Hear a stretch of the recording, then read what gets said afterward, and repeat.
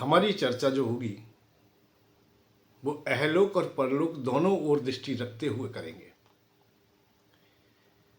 हमारा ये लोक भी सही रहे और परलोक भी हमारा अच्छा रहे, बस यही कामना करते हैं, यही चर्चा करते हैं।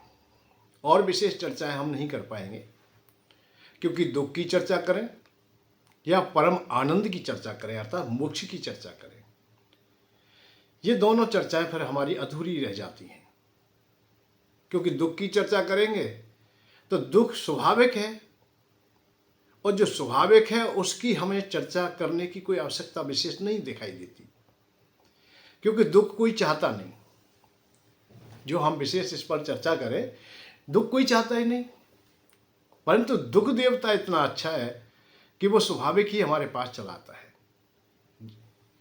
जबकि हम लोग बहुत व्यवस्था करते हैं कि दुख ना आए, ना शारीरिक आए, ना मानसिक आए, ना आर्थिक आए, परंतु ये सब दुख चले आते हैं। शारीरिक भी आता है, मानसिक भी आता है, आर्थिक भी आता है। हम अच्छा व्यवसाय करते हैं, अच्छी दुकान खोलते हैं, अच्छी फसल हम बोते हैं, जिज्ञासा भी रखते हैं कि परिणाम भी अच्छा है, परंतु कहीं ना चाहते हुए भी कहीं ना कहीं से हमें दुख देवता आ जाता है, अर्थात दुख तो आ ही जाता है। तो उसकी हमें व्यवस्था या चर्चा हम क्या करें, उनकी पूजा हम क्या करें, जो स्वाभाविक हमें प्राप्त है उसकी हम चर्चा नहीं करें। हम चर्चा करते हैं सुख की। रही परम आनंद की चर्चा, आनंद का भाव भी यही है कि परम ब्रह्म की चर्चा हो, निराकार ब्रह्म की चर्चा हो, मोक्ष की चर्चा हो। अब वो चर्चा भी हमारी देखते हैं हम लोग बड़ी अधूरी है। मुझे कुछ आनंद उसमें कम आता है, क्योंकि उसकी पात्रता मैं अपने में नहीं देख पाता, मैं स्वयं ही अधूरा देखता हूं अपने को। जब अधूरापन अपना होता है तो परेशानी ये होती है कि सामने वाले को मैं क्या बताऊं। जब मैं ही अधूरा हूं तो सामने वाले से क्या कहूं।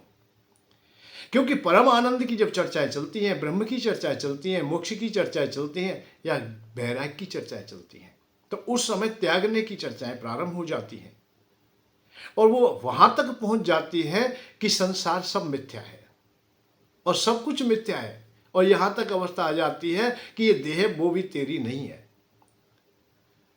पत्नी नहीं है, बच्चे नहीं है, धन नहीं है, संपत्ति नहीं है, कोई चीज तुम्हारी नहीं है और अपनी है नहीं, तो फिर हम उसमें फंसे क्यों हैं। अब बात आती है कि वो चर्चा मैं क्यों नहीं कर रहा हूं, क्योंकि उसकी पात्रता में अधूरापन है। हो सकता है कि आपकी सक्षमता हो या आप भी ना हो, कि आप अपनी पत्नी से अलग हैं, या धन संपत्ति, मान सम्मान, अपमान से, दुख और सुख से सबसे परे हो गए हों, पर बड़ा कठिन कार्य है। जो कार्य नहीं हो सकता है, जो अथाह है, उसकी था लेने के लिए हम लोग प्रयत्न करें तो वो हमारा अधूरापन रहेगा। जो अनंत है उसका अंत हम खोजने लगे तो हम लोग, भाई जो अनंत पहले से ही है, पहले से बहुत लोग खोज चुके हैं, उनको भी उसका अंत नहीं पाया है, अंत नहीं कर पाए हैं। जो अनंतता है उसको हम अंत कैसे कर देंगे।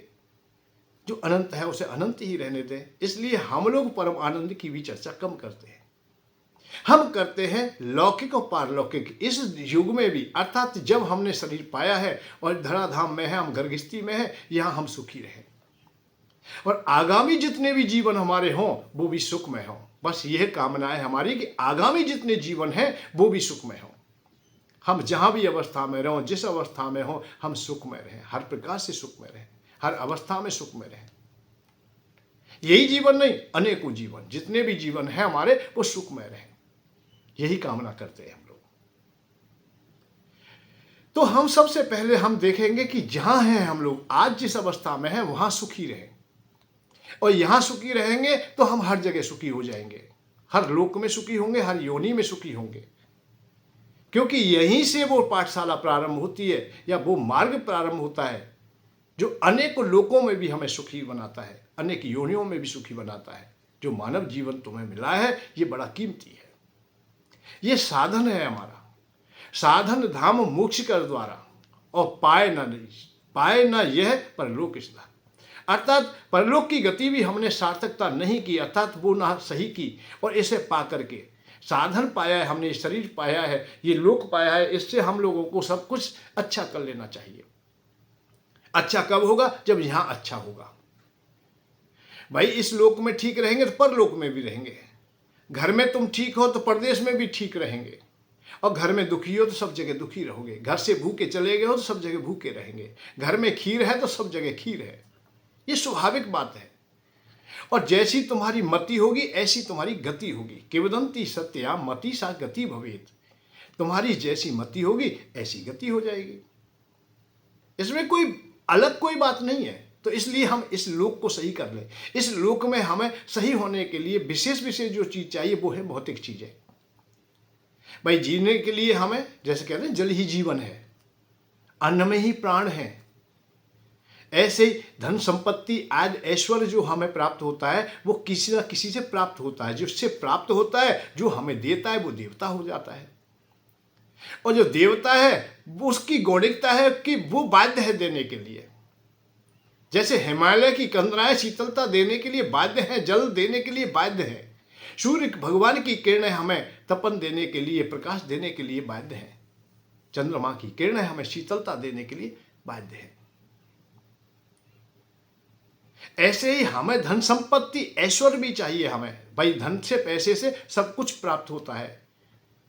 संसार के भोगों में धन सम्मिलित होता है, सहभागी होता है, तो वो भी हमें किसी से प्राप्त होता है। वो किससे प्राप्त होगा? वो कुबेर भगवान से होगा। तो कुबेर जी की उपासना या साधना से हम जुड़ते हैं तो यहां हमें धन प्राप्त होता है, और धन से हमारा धर्म बढ़ता है, हमारे कर्तव्य पूरे होते हैं। हम दान पुण्य यज्ञ आदि जितने भी क्रियाएं करते हैं और संसार की भौतिकता को भी हम प्राप्त करते, संसार के भोगों को भी हम प्राप्त करते, तो उनमें सहभागी धन होता है। और जब धन नहीं होता है तो सब कुछ अधूरा हो जाता है। इसलिए धन की पूर्ति अनिवार्य है। धन पहले होना चाहिए, अर्थात जीविका के साधन हमारे पुष्ट होने चाहिए, जिससे कि हमें धन प्राप्त होता रहे। उसके लिए हमें एक काम करना होता है कि जब हम संसार में अपनी मेहनत करके भी देख लेते हैं, माता पिता का धन संपत्ति जो ऐश्वर्य था उससे भी हमें पूर्ण संतुष्टि ना हुई सकी या ना मिल पाया, बाहुबल भी हमारा थक गया है, ज्ञान बल भी हमारा थक रहा है, तो उस समय हम देवताओं की शरण जा सकते हैं। अर्थात किसी से भी हम सहायता लें, उसके द्वारा हम पुष्ट हो सकते हैं। तो देने में सक्षम कौन है? कुबेर भगवान है, क्योंकि वो धन के मालिक है, धनाध्यक्ष है। तो उनके पूजा उपासना से आप जुड़ जाएं, अपने घर में स्थापना करें, जैसे भी करें। कुबेर भगवान की एक फोटो करें, उनकी भी पूजा करें। अन्य देवी देवताओं की करते तो उनकी भी कर लें। यदि ऐसा अभाव दिखाई देता है तो हमारे यहाँ पर निरंतर जो सत्र चल रहा है वर्षों से, उसमें आप सहभागी हो जाए। सहभागी होंगे, कुबेर भगवान की कृपा प्राप्त होगी। सहभागी के लिए आपको विशेष कुछ में नहीं है, पूजा अर्चना का जो सामान है वही आप लोग उपलब्ध करा दें। भाई घी सामग्री पूजा आदि। 1 साल के लिए आप लोग सत्र में सहभागी होते तो 1.25 किलो घी, 1.25 किलो सामग्री, पूजा का सामान और 50-100 रुपये आप लोग आचार दक्षिणा, बस इतना आप करेंगे, आपकी घर गृहस्थी बहुत अच्छी प्रकार से चलना प्रारंभ हो जाएगी। आप ऋणी हैं तो ऋण से भी मुक्त होंगे और धन की ओर से पूर्ण रूप में संतुष्ट हो जाएंगे। जीविका के साधन भी पुष्ट हो जाएंगे। बच्चों का जो लालन पालन है वो भी अच्छा होगा। माता पिता और जो भी पत्नी आज तुम्हारे परिवारीजन हैं, उनके प्रति जो कर्तव्य है वो भी पूर्ण होंगे। भाई कन्या का विवाह करना है तो वो भी होगा और खुशहाल होगा। घर मकान गाड़ी घोड़ा सब अपनी व्यवस्थाएं सब होगी। किससे होंगी? अर्थ से होंगी। अर्थ कब होगा? जब कुबेर भगवान की कृपा होगी। तो ये सब सहज है और लंबा काम नहीं है। देवता तो थोड़े से ही खुश हो जाते हैं। तो 1 साल आप लोग इस सत्र में सहभागी हो जाए। आज तक तुम्हें बहुत लोग कहते मिले, एक बार ऐसा कर लीजिए, ऐसा कर। भैया 1 दिन में नहीं होता है। 1 दिन में कोई भी सिद्धियां, कोई भी कला तुम में नहीं आती है। साल की 2 साल की तो ये साधारण काम करने की ट्रेनिंग की जाती है। तो देवता इतनी जल्दी खुश कैसे हो जाएंगे भाई? तो इसलिए आप लोग 1 साल तक के लिए आप लोग हमसे जुड़िए। और 1 साल में, संपूर्ण 1 साल में क्या सहयोग करना है? केवल 1.25 किलो घी, 1.25 किलो सामग्री, पूजा का सामान, 50-100 रुपये, बस इतने की आवश्यकता है, जिससे कि आचार दक्षिणा हो जाएगी और दक्षिणा से पूर्ण यज्ञ हो जाएगा। यदि हम इसे महीने के हिसाब से देखते हैं तो बहुत तुच्छ होता है, छोटा हो जाता है कि 100 ग्राम घी, 100 ग्राम सामग्री हो गई, कुछ पूजा का सामान हो गया, 10-20 रुपये हो गए। बहुत संक्षेप आ जाता है। प्रतिदिन के हिसाब से भी देखते हैं तो 10 रुपये का खर्चा, जबकि आज 10 रुपये की कोई विशेष बात नहीं होती। 100, 200, 500 रुपये बगैर घर गृहस्थी चलती नहीं। और आमदनी भी हमारी इसी प्रकार की होती है। चाहे हम कोई भी काम करें, मजदूरी भी करते, टहल भी करते, तो 500 रुपये की आमदनी हमारी हो जाती है। तो हम लोग थोड़ा सा भी हम इसमें सहभागी हो जाएं, सम्मिलित हो जाएं और अपनी श्रद्धा और भावनाओं को हम जगाएं, हम अपने विश्वास को जगाएं और ये सही मार्ग को जाने कि कुबेर भगवान धन के मालिक है, तो निश्चित ही हमें शांति का मार्ग मिलेगा, अर्थात हमें अर्थ मिलेगा। जीवन हमारा व्यर्थ नहीं जाएगा, हम अनर्थता से बच जाएंगे, क्योंकि अर्थ नहीं होगा तो ये सब काम होते हैं। जीवन भी व्यर्थ होता है, अनर्थ भी हो जाता है। हम रास्ते से भी भटक जाते हैं, हम चोरी भी कर लेते, बेईमानी भी कर लेते, झूठ भी बोलते, फिर जन क्या क्या हम कर लेते हैं। और यहां तक अवस्था आ जाती है कि ऋणी हो गया है, किसी भी अवस्था में दे नहीं पाता है, तो समय से पहले मृत्यु भी उनको प्राप्त हो जाती है। या स्वयं स्वीकार कर लेते, या जर्जर होकर के, बीमार होकर के, जब पैसा नहीं है तो अच्छी व्यवस्था नहीं होती, रात दिन चिंता होती है, मन में पीड़ा होती है। सब जगह अपमान होता है, ऐसी कोई जगह नहीं होती जहां अपमान नहीं होता है। जब सब जगह परेशान है, हम हर प्रकार से अपमान हो रहा है, तो हमारा जीवन पुष्ट होगा ही कैसे, सामर्थ्यवान नहीं रहेगा। जब सामर्थ्यवान ना रहेगा तो हम टूट जाएंगे, तो हम जवानी में ही बूढ़े हो जाएंगे, बुढ़ापा आ जाएगा हमें। इसलिए हम लोग पुष्ट होना चाहते हैं, तो पुष्ट होना चाहते हैं तो देवताओं की शरण में तो हमें चलना पड़ेगा, देवताओं से प्रार्थना करनी पड़ेगी, और देवता बहुत जल्दी खुश हो जाते हैं। भगवान श्याम सुंदर ने अर्जुन से कहा है, गीता में कई जगह बताया है कि देवताओं की जो पूजा करते हैं, जो भोग चाहते हैं, संसार के भौतिक भोग चाहते हैं, वो देवताओं की पूजा करें, और जो देवताओं की पूजा करते हैं उन्हें भोग प्राप्त होते हैं। जो पितृगणों की पूजा करते हैं वो पितृलोक को प्राप्त होते हैं, और जो मुझे मेरी पूजा करते हैं, मेरे लिए समर्पण है, वो उसे मैं प्राप्त होता हूं।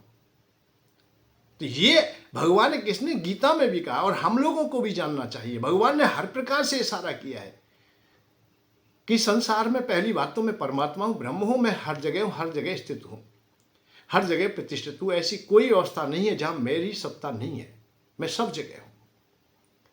देवताओं में भी मैं हूं, तुझ में भी मैं हूं।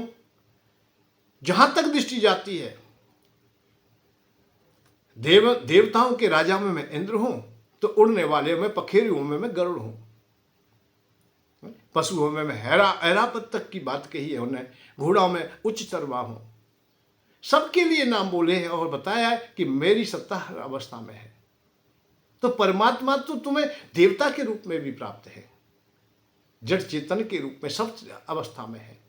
तो ये तो आप लोगों का द्वंद्व खत्म हो जाता है कि हम परमात्मा की पूजा नहीं कर रहे, परमात्मा की ओर ही चल रहे हैं हम लोग।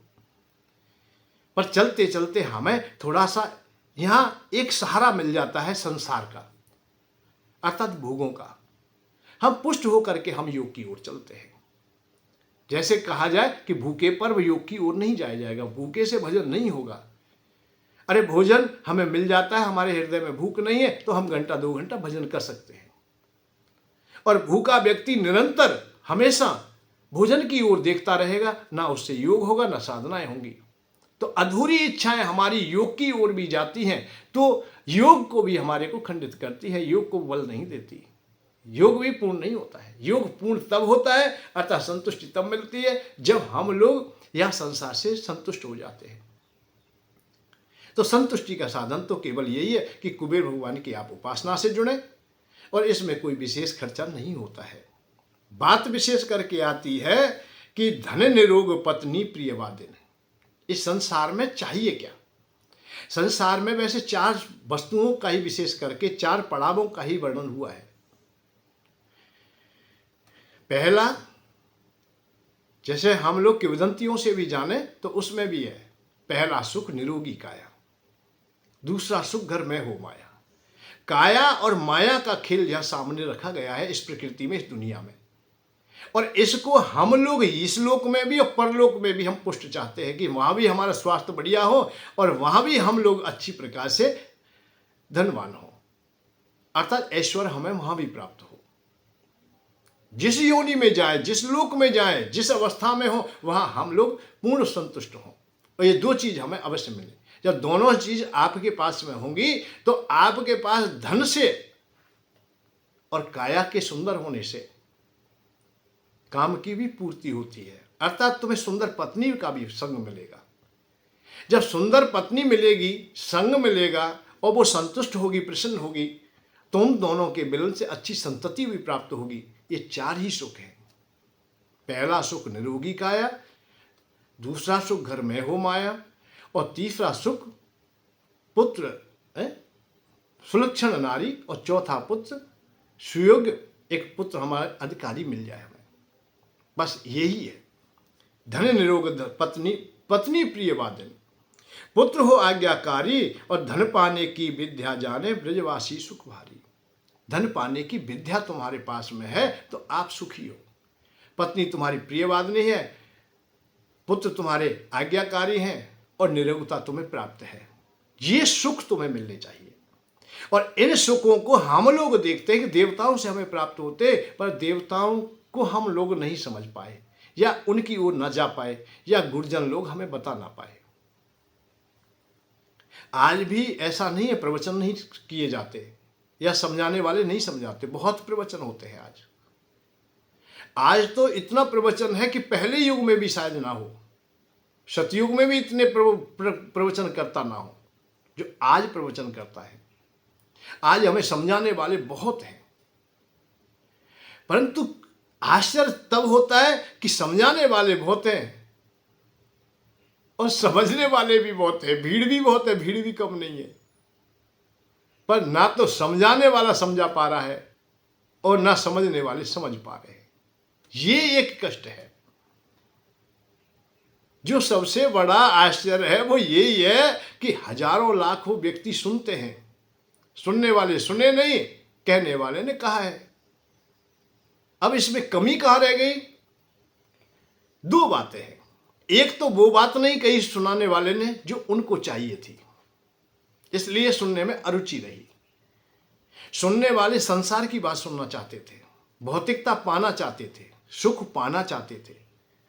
कोई धन के अभाव में सुनने के लिए गया है, कोई ऋणी हुआ है, कर्जदार है, परेशान है, वो इसलिए गया है।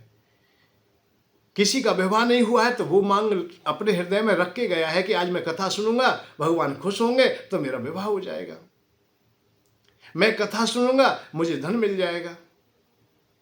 मैं कथा सुनूंगा, मुझे पत्नी मिल जाएगी, मुझे पुत्र मिल जाएगा, मुझे ऐश्वर्य प्राप्त होगा, मुझे नौकरी मिलेगी। इस प्रकार की कामनाएं, संसार की जो भौतिक कामनाएं लेकर के वो लोग बैठे थे, परंतु उन्हें बात बताई हमने परम आनंद की, अर्थात मोक्ष की बात, ब्रह्म ज्ञान की बात, निराकार परमात्मा की चर्चा हमने उनसे की।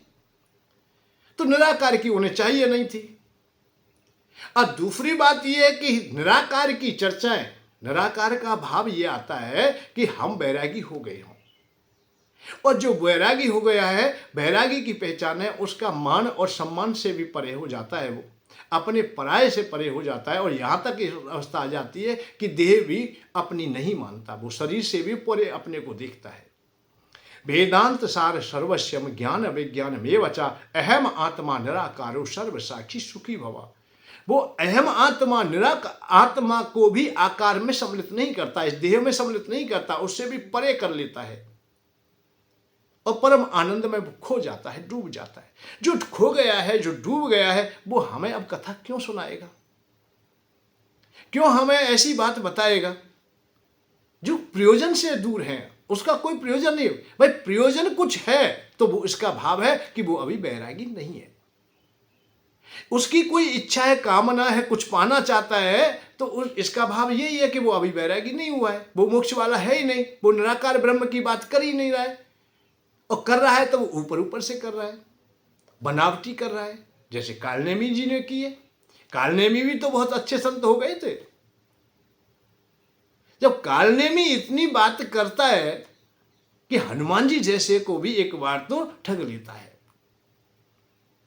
हनुमान जी सह शरीर विश्वास कर करके अपने को छुपा के भी नहीं सहज में पहुंच गए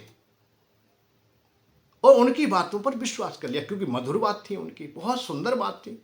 वहां का रहन सहन वातावरण भी अच्छा था। और मीठी बोली थी, परंतु भीतर कुछ गड़बड़ थी। उनके भीतर कुछ छुपाव गलत था, इसलिए वो बातें ज्यादा देर टिक नहीं पाई हनुमान जी के हृदय में, और बात खुल जाती है। तो यही अवस्था है हम लोगों की कि प्रवचन करता प्रवचन तो कर रहा है, पर हृदय से नहीं कह रहा है, हृदय से नहीं निकल रही है, क्योंकि हृदय में कुछ कचरा है, हृदय में विषय भरे हुए, हृदय में अभी चंदा भरा हुआ है, अभी मकान बनाना है, अभी मंदिर बनाना है, अभी गौशाला खोलनी है, अभी वृद्धशाला खोलनी है, अभी बड़े बड़े आश्रम बनाने हैं, और एक नहीं बनाना है, एक के बाद एक, एक के बाद एक, हर तीर्थ में बनाना, हर जगह बनाना है। जब हृदय में कचरा भरा हुआ है तो कचरे में से बढ़िया बातें निकलेंगी कहां से?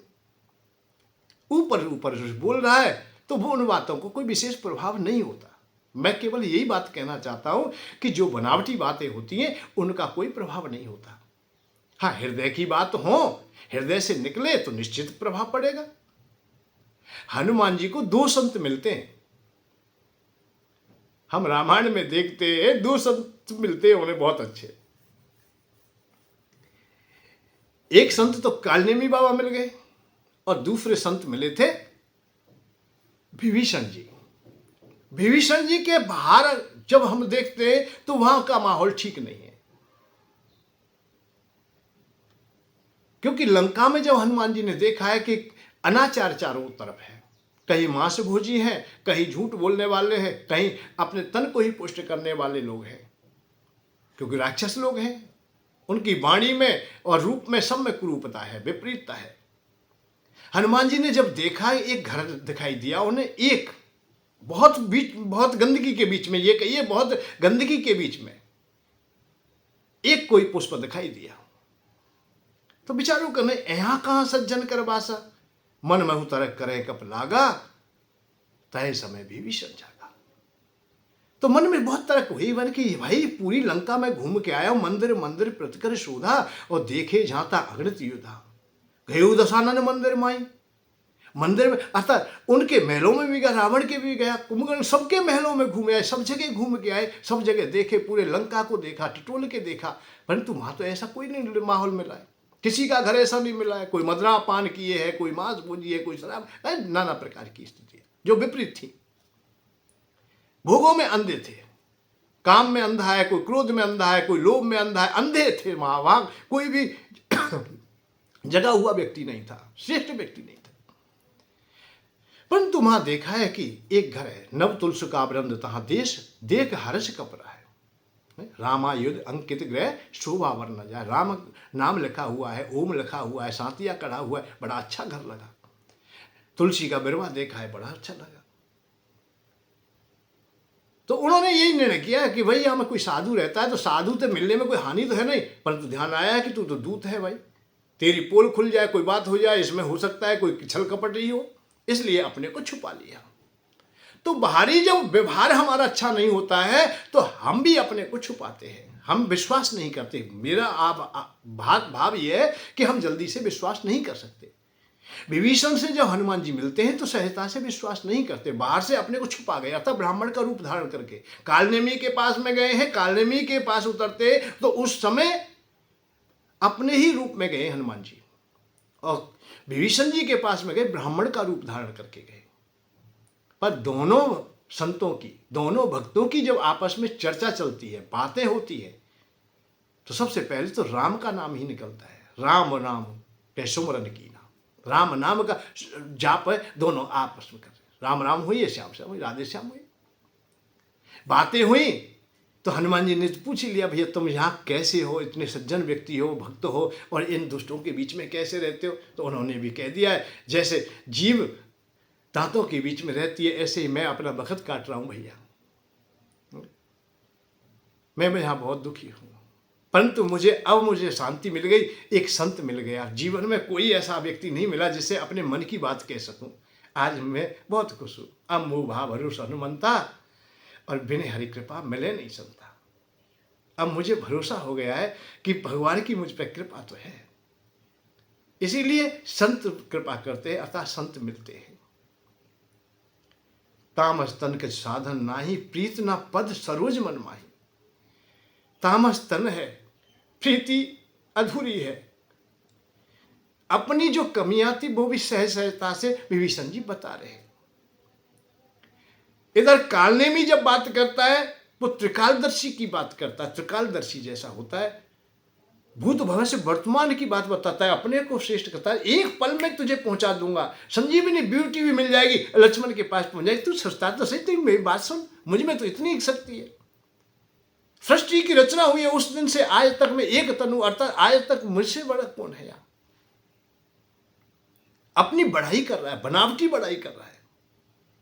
और विभीषण जी अपनी कमियों को सामने रख रहे हैं, अपने को उड़ेल रहे। सहज पापी भी तामस देहा, सहज पाप प्रिय है हमें, क्योंकि हम राक्षसों में रहते हैं, राक्षसों के कुल के बीच में हूं। उन्हीं से मेरा संबंध है, रावण का भाई हूं मैं, जो अपराधी है उसका भाई हूं मैं। जब ऐसी बात कह रहे थे तो उस समय बताइए क्या है? तो इधर हनुमान जी ने भी देखा जो अपने को उड़ेल रहा है, तो भाई तू क्यों छुपाए अपने को। तो उन्होंने भी अपनी चदरिया हटा दी कि मैं भी भैया कोई ब्राह्मण नहीं हूं, मैं हनुमान हूं, मैं कपी हूं, मैं बानर हूं। और आप लोग कहते हो भगवान क्या मुझ पर कृपा करेंगे? अरे तेरे जैसे संत पे क्यों नहीं करेंगे? जब मुझ जैसे पे की है, मुझे जैसे पे कृपा कर सकते हैं तो तुम पे क्यों नहीं करेंगे? सुनो विभीषण प्रभु की रीति, करें सदा सेवक पर प्रीति। कहो कवन में परम कुलीना, कप चंचल सब ही विधिहीना। और प्रात ले जो नाम हमारा, तय दिन ताहे न मिले आहारा। असमय अधम सखा सुन, मोह पर रघुवीर। और कीनी कृपा सुमिर भरे बिलोचन। तो ना भैया रोने लगे, हनुमान जी की आंखों में आंसू आ गए, विभीषण जी भी रो रहे। जब भगवान की कथा हो, जब हम कोई बात कहे तो हृदय से कहें, करुणा हृदय में आ जाएगी। और करुणा के शब्द जब निकलते हैं वो भगवान के हृदय तक जाते हैं। ये मानव की तो बात ही छोड़ो कि मानव ना मानेगा, क्यों नहीं मानेगा भाई। जब हम हृदय से बात कहेंगे तो आपके हृदय तक पहुंचेगी, और हमारे हृदय से ही ना निकली तो आपके हृदय तक पहुंचेगी कैसे? आपने ऊपर से कहा है तो हमने भी ऊपर से सुन लिया है, या हम ऊपर से कहेंगे तो आप भी ऊपर से सुनेंगे। हृदय से बात निकले, हृदय की पहचान लेता है और वो स्थिर हो जाती है बात। ये भी बात है कि वो कभी भुलाई नहीं जा सकती, चाहे कितना भी समय कोई ना हो। हनुमान जी की बातें विभीषण जी के हृदय में बैठ गई। और जब विभीषण जी के सामने आपत्ति काल आया कि संपत्ति छीन ली गई, भरी सभा में अपमान हुआ, पद भी चला गया, जीविका के साधन भी चले गए, और अपनों के बीच में अपमान हुआ, अपनी समाज में अपमान हुआ, वो भी बड़े भाई के द्वारा हुआ। जो मंत्रिमंडल सम्मान करता था वो भी उन पर ठटाका लगा के हंसता है। तो जीने का मार्ग तो खत्म हो जाता है जब सम्मान प्रिय व्यक्ति का अपमान हो जाता है। रामायण में एक चौपाई आती है, यद्यपि जग दारुण दुख नाना, सबते कठिन जाति अपमाना। जाति वालों में अपमान हो जाए, बराबर वालों में अपमान हो जाए, गांव नगर में अपमान हो तो उनके लिए जीना नहीं होता, मृत्यु के समान होता है। तो विभीषण जी के सामने परेशानी, अब कोई रास्ता न दिखाई दी। एकाएक उन्हें याद आई जो हृदय में बात थी वो सामने आ गई कि हनुमान जी ने कहा कि मेरे प्रभु सबको अपना लेते हैं। क्योंकि हनुमान जी ने अंतिम पड़ाव में कह दिया, अधम को भी अपना लिया, मुझ जैसे असमय अधम सखा सुन, मोह पर रघुवीर। मुझ जैसे पर भी कृपा करते हैं प्रभु, तो तुम पे क्यों नहीं करेंगे? तो रामायण हम खोल के देखते हैं, विभीषण जी उन्हीं बातों को, उन्हीं मंत्र को, तुम्हारे मंत्र विभीषण माना, लंकेश्वर भाई सब जगह जाना। तुम्हारी बात, हनुमान जी की बात मान करके, हनुमान जी की वो बात हृदय में बैठी हुई थी, उन्हीं को स्वीकार करके भगवान राम के पास हृदय को खोल के चले जाते। तो बात कहें आप हृदय से कहें, शत वक्ता प्रवक्ता हृदय से बोले होते सबकी समझ में आ जाती। हृदय से नहीं बोलते, कुछ छुपाव रखते, बैराग की बात करते और लोभ हृदय में रखते हैं। बैराग की बात तो करने की आवश्यकता भी नहीं है, क्या करोगे लोग वैराग्य की बात करके? वैराग्य तो स्वतः प्राप्त हो जाएगा। अंधकार की बात करें, हम अंधकार पर चर्चा करें, क्यों करें भाई? जितनी चर्चा करें प्रकाश की करो। अंधकार तो स्वतः प्राप्त है, अंधकार के लिए तो कुछ करना भी नहीं है हमें। कोई दीपक कोई बना ही नहीं, कोई प्रकाश के लिए, अंधकार के लिए कोई चीज बनी ही नहीं है आज तक। अंधकार तो स्वतः प्राप्त है। प्रकाश हटा, अंधकार आया। सत्य हटा, असत्य आया। सुख हटा, दुख आया। ये बहुत चीज है ऐसी जिनकी चर्चा की आवश्यकता नहीं है। हमारे हृदय में सत्य बैठ जाए, असत्यता फिर ठहरेगी नहीं। अविश्वास होगा क्यों हमें वाणी पर? जब तुम्हारी वाणी सत्य है तो असत्यता हमारे हृदय में क्यों आएगी?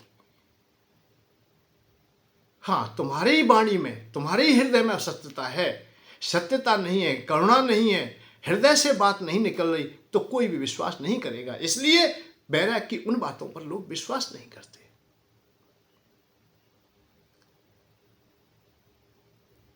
क्योंकि उनको स्वयं को ही लोभ ने ग्रास बनाया हुआ है।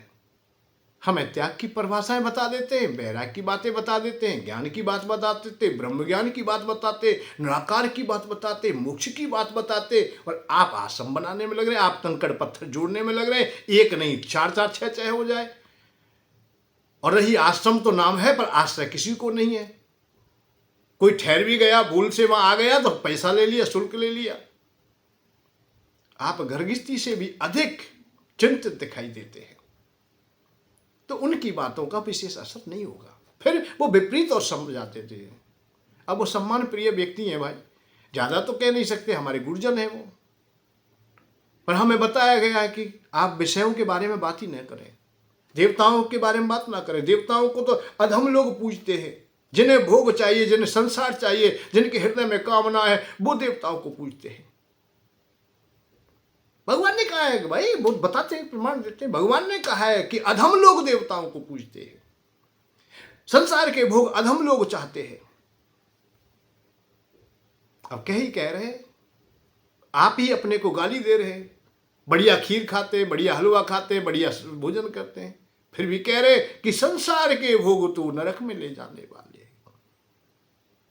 पैसा स्वयं में बटोरने में लगे हुए हैं। और आश्चर्य तो तब होता है उन लोगों से बटोर लेते हैं जिनके पास नहीं है, जो ऋणी हैं, कर्जदार हैं, जो परेशान हैं बेचारे, जो दुखी हैं। जितने लोग आए वहां दुखी हैं, उनसे चंदा लिया जाता है। आप लोग चंदा दोगे, आप लोग दान दोगे, आप परम सुखी हो जाओगे, आपको बहुत गुना होके मिलेगा, चिंता ना करें।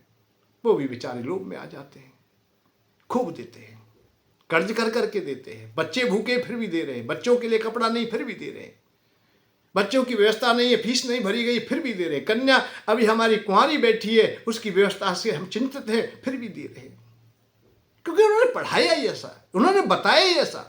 जबकि कर्जदार, जो ऋणी है, जो कर्जदार है, उसे दान देने की बात ही नहीं। इस पर वैसे मेरे सामने बहुत द्वंद्व हो जाते हैं, सामने खड़े हो जाते हैं कि ऐसी बातें क्यों बोलते हो। हाँ, जो ऋणी है उसने, किसी ने कर्ज दिया ही नहीं शास्त्रों में, मुझे तो पाया ही नहीं कहीं।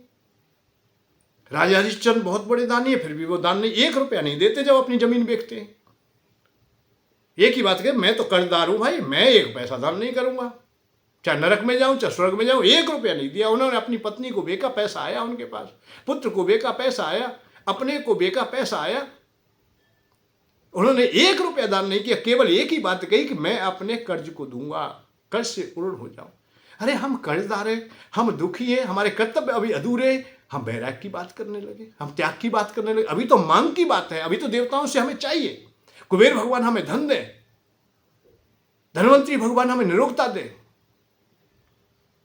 हमारे घर में और हमारे शरीर में पानी की पर्याप्त मात्रा रहे, हमेशा सदैव हमारा जल हमारा जीवन देता रहे, अन्न क्षेत्र, अन्न भंडार हमारे घर में भरे रहे, अतिथि भी भूखा ना जाए, हम लोग भी भूखे ना रहे।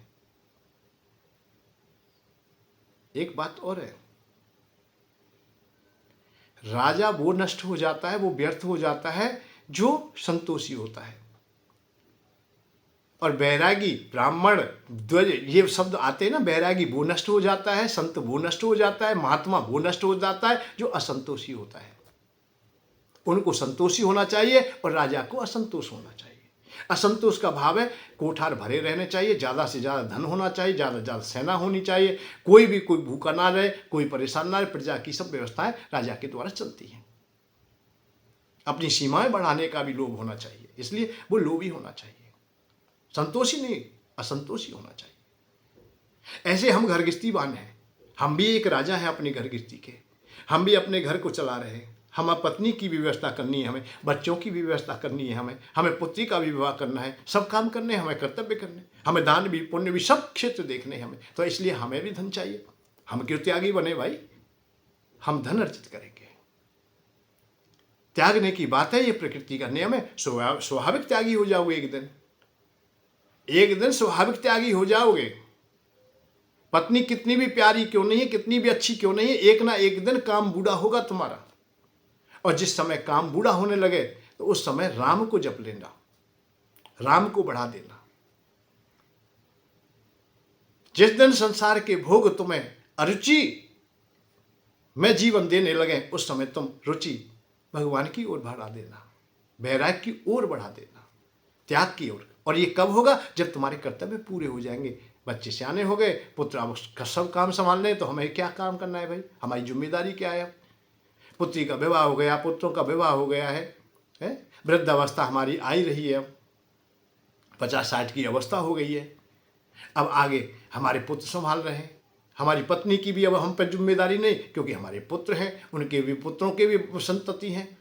अब आगे पीढ़ी बढ़ गई है, तो अब हमारी पत्नी को हम तो चाहिए, अब आवश्यकता नहीं। अब तो हम लोग योगी भी हो जाए तो कोई बात नहीं, तो यहाँ आकर के वानप्रस्थ होता है और महाप्रस्थान तक की यात्रा होती है। अब तुम घर बैठे कर लो, चाहे जंगल में कर लो, जैसी व्यवस्था हो, तो आएंगी ये बातें। तो इसलिए हम लोगों को जो बताया गया वो विपरीत बताया गया। देवताओं की पूजा से हम अलग कर दिए, हमें काम से अलग कर दिया गया, हमें क्रोध से अलग कर दिया गया, इनको बुरा कर दिया गया। उन लोगों ने वैसे बुरा भला कहा बहुत है, काम को भी बुरा कहा, क्रोध को भी बुरा कहा, लोभ को भी बुरा कहा, इन विषयों को बहुत बुरा कहा है, बहुत बड़ी बड़ी गाली पड़ी है। पर ये विषय भी बड़े, मैं तो ये कहूँ अमरता यही पाके आए हैं। सतयुग में भी इनको गाली दी, त्रेता में भी दी, द्वापर में भी दी, कलयुग में भी दे रहे, आज भी दे रहे, निरंतर दे रहे, सब लोग गाली देते। भैया मैं कभी गाली नहीं देता विषयों के लिए। विषय है तो जीवन है, विषय नहीं तो कुछ भी नहीं। तुम्हारे हृदय में काम ना हो तो सृष्टि क्रम ही खत्म हो जाए, इच्छा ही खत्म हो जाए, जीना ही खत्म हो जाए। आशा ही तो जीवन है, निराशा तो मृत्यु। स्वाभाविक ही मां विश्राम पा जाते। लोभ ना हो तो कुछ नहीं, क्रोध ना हो तो कुछ नहीं। सब आप लोग सबको देख लीजिए, इनको सजाइए, इनको सम्मान कीजिए, इनको आदर कीजिए। परंतु उन गुरुओं ने विचारों ने बताया कि क्रोध बहुत नाश की जड़ है। और जबकि शंकर भगवान तो महाकाल हैं, अवतार भगवान आते हैं, धारण करते हैं, तो यहाँ दुष्टों का वध क्या है? पुष्पों से करते हैं, या शीतलता से करते हैं, या मधुरवाणी से करते हैं? नहीं नहीं, दुष्टों का वध किया जाता शस्त्रों से किया जाता। शस्त्र बगैर क्रोध के चलते ही नहीं। काम हृदय में ना हो तो ये संतति आएंगी नहीं, ये सब जीवन ही वहां समाप्त हो जाएगा। हम काम को बुरा बताएं तो ये समझिए माता पिता को भी हम गाली दे रहे हैं।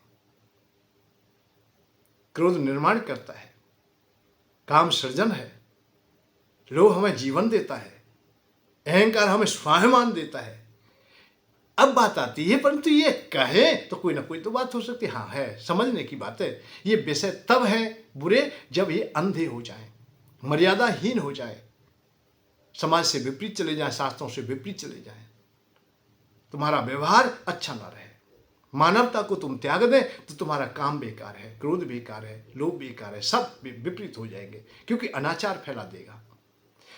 लोभ में अंधे हो गए तो धन का हरण करेगा, किसी को मारेगा, बेईमानी करेगा, उल्टी सीधे कार्य करेगा।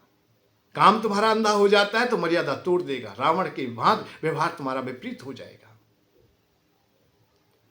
और काम तुम्हारा अच्छा है तो भगवान राम की तरह तुम देवता हो जाओगे। नहीं, काम तो भगवान राम के पास भी है। सीता जी को देख करके भी उनके पास काम आया। सीता जी के पास भी काम है कि उन्हें देख करके भगवान राम को देख के काम आया। रामायण कहती है, जब सिय सखी प्रेम बस जानी, कह न सके कछु मन सुख जानी। भाऊ देखा है, रघुवंशन कर सहज सुहाहु, मन को पंथ पग धरे न काहू। ये लक्ष्मण भैया भगवान राम कह रहे। तो है काम, तो पर काम को उन्होंने सजाया, अपने को अच्छा किया, उसका सम्मान किया, दुरुपयोग नहीं किया।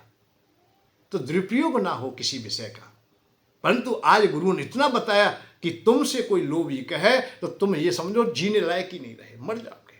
और आज ऐसे हमने रट लिए, कोई हमसे लोभी कह दे, किसी के सामने लोभी लग रहा हो तो बताइए, त्यागी बैरागी ये सब चीज तो लग रही है, कोई परेशानी नहीं है। कितने कितनी बातें सामने लगी होती हैं, ये आत्मानंद है, ये ब्रह्मानंद है, ये फलाने आनंद वाली बात तो सब लेंगे, पर आनंद तक पहुंचे नहीं, सुख ही सुख ले रहे, अतः भोगी भोग भोग रहे, फिर भी आनंद लिख लिया है। लोभी है, लोभ में अंधे हैं, लोभी लोभ है, चंदा पर चंदा चल रहा है, फिर भी वो अपने सामने लोभी नहीं लगा सकते कि मैं लोभी हूं। फुरेशानंद लोभी ऐसा नहीं लिख सकते हैं। कर्मयोगी लोभी लोभी ऐसा नहीं लिख सकते, क्रोधी नहीं लिख सकते, कामी नहीं लिख सकते, क्योंकि उनको बुरा बता दिया। जबकि इनसे ही सृष्टि की रचना है, सब कुछ चल रहा है, इनसे ही चल रहा है। आप देवलोक में भी जाएं, स्वर्ग में भी जाएं, और तुम्हारे हृदय में काम ना हो तो अप्सराओं का क्या करोगे भाई? तुम्हारे हृदय में अर्थात भूख ना हो तो व्यंजनों को क्या करोगे? तुम्हारे हृदय में अच्छा संगीत सुनने की बात नहीं, तुम अप्सराएं नृत्य कर रही हैं, सुंदर सुंदर गान हो रहे, तो उनका क्या करोगे?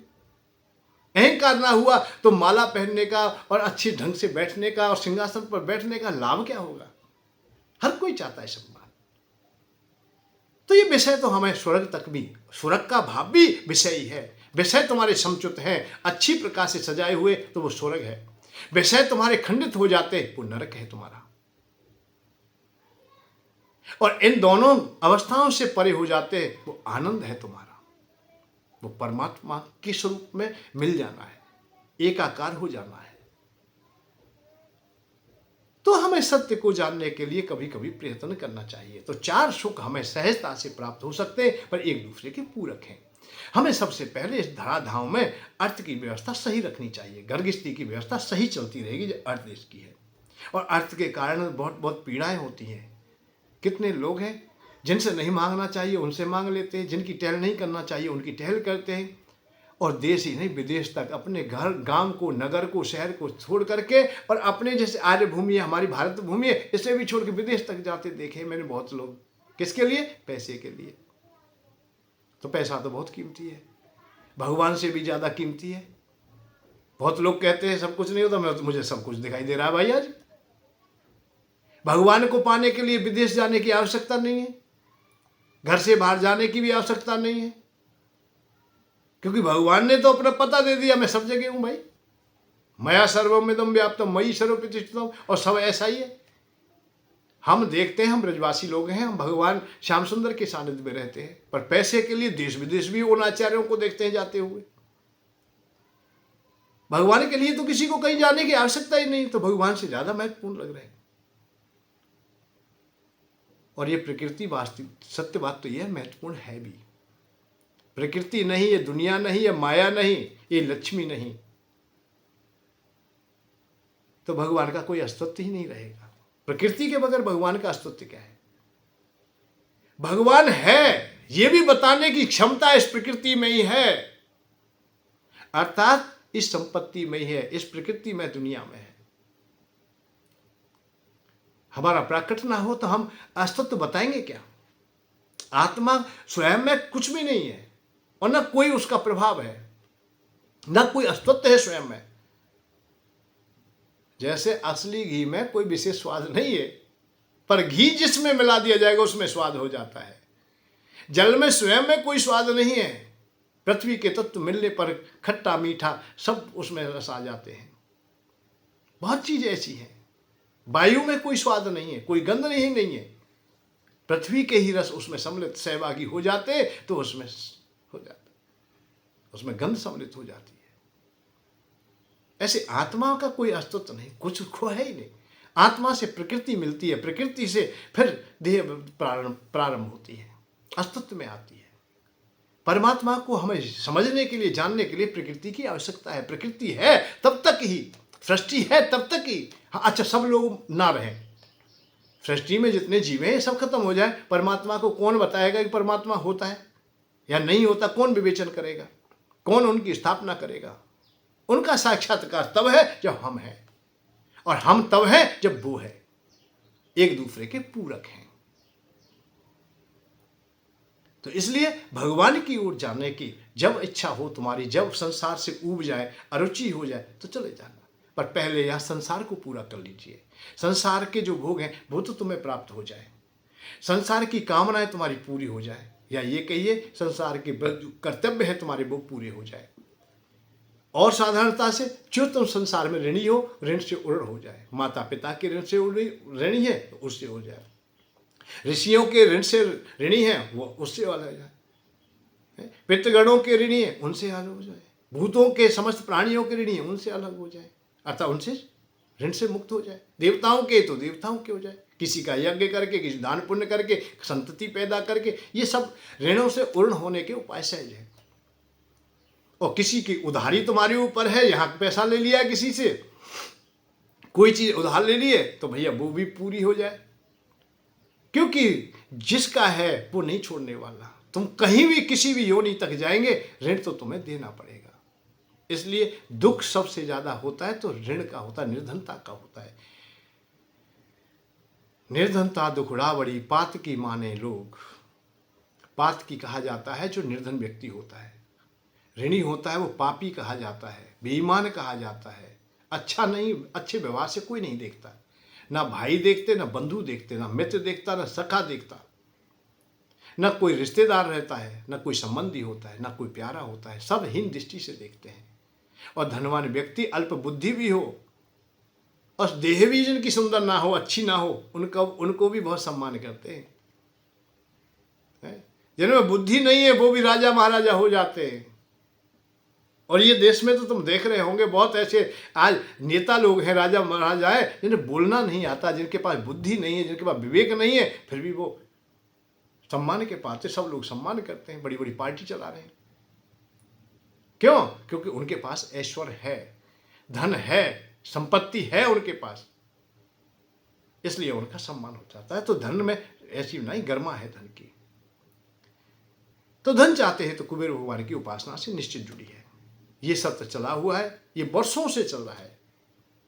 1997 से प्रारंभ है, आज तक निरंतर वो चलता है। प्रातः वेला निरंतर हवन होता है, अखंड ज्योति चल रही है, जो कभी भी अग्निदेव से अलग नहीं होती है। अग्निदेव हमेशा प्रतिष्ठित रहते हैं, उनकी कृपा हम लोगों को प्राप्त होती है। तो इसके लिए केवल 1.25 किलो घी, 1.25 किलो सामग्री, पूजा का सामान, कोई विशेष बात ही नहीं है, वो भी 1 साल के लिए। 1 साल में हम प्रतिदिन की भी उपासना को हम जोड़ते तो 10-5 रुपये का ही खर्चा है। 10 रुपये भी आप लोग खर्च करते तो अपने घर की व्यवस्थाएं हो जाती हैं। समस्त जो छोटे मोटे अपराध होते, पाप होते, उनसे भी हम मुक्त होते हैं। तो इसलिए हमें यज्ञ में सहभागी होना चाहिए। और मैंने तो उपाय भी बताया, सहज भी किया है। 10 रुपये ना हो, 9, 8, 7, 6 रुपये, अरे 5 रुपये, अरे कुछ तो आप लोग सहभागी होंगे, तभी तो तुम यज्ञ में सम्मिलित होंगे। और यज्ञ में सम्मिलित होने पर कुबेर भगवान की जो दिव्य प्रसादी प्राप्त होती है वो आपके यहाँ भेज दिया जाता है यंत्र के रूप में। और एक सुंदर कुबेर भगवान की एक फोटो होती है अर्थात तस्वीर होती है, वो स्थापना करें। आप जीविका के साधनों से पुष्ट होंगे, ऋण से मुक्त होंगे, धन तुम्हारे घर में आएगा, सदैव खुशियाँ रहेंगी। एकाएक जो नुकसान होते हैं वो बच जाएंगे, स्वास्थ्य भी खराब रहता है वो भी दूर होगा, क्योंकि उसमें भी धन्वंतरी भगवान की भी दिव्य आहुतियों का संगम है, देवताओं का संग है सबका, जिससे कि हम घर गृहस्थी में सुखी रह सकें। जय श्री राधे, जय श्री कृष्ण। फिर पुनः कल मिलते हैं किसी न किसी चर्चा के साथ। जय श्री राधे, जय श्री कृष्ण, जय श्री कुबेराय नमः।